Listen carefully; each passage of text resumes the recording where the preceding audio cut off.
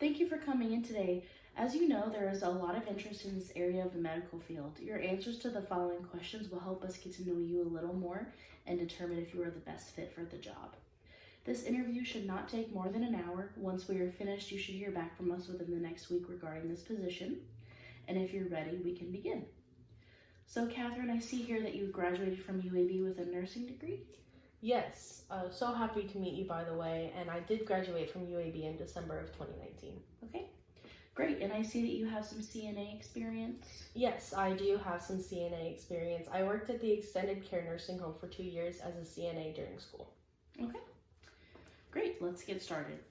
What is one accomplishment from your job that you are most proud of, and explain why?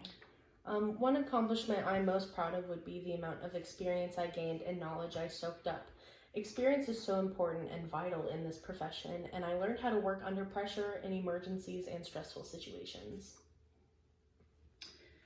How would you deal with someone who is not satisfied with your patient care? Fortunately, I've never been told by a patient that they were unsatisfied. I would encourage them to speak with my supervisor or me directly to see how I can better serve them. If you saw a colleague administering medicine incorrectly, how would you react? I would immediately tell a supervisor. That is something I would never slip by or try to handle myself. Describe a time that you've had to work under pressure or in a hectic environment. How did you handle this? I confided in my coworkers about what to do, and they helped me remain calm while keeping patients and their families calm. Why do you want to work in this hospital?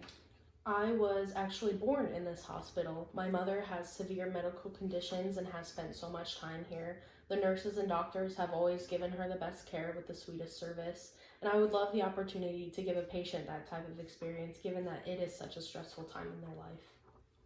Okay. How would you communicate with patients who do not understand medical terminology?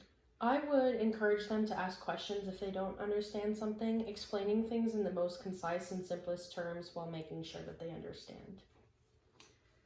On the floor, you can have a handful of patients at one time.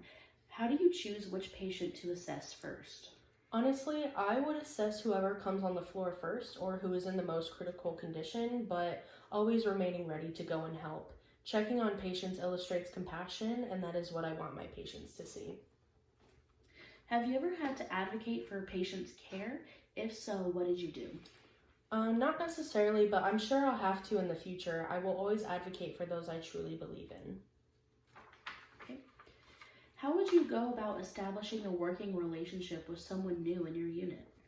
I would first introduce myself and do everything I could to get to know that person. Having a relationship with my coworkers and being able to trust each other will be important to provide the best patient care as possible. Okay, great. That concludes our interview. Thank you so much for coming in today. Thank you.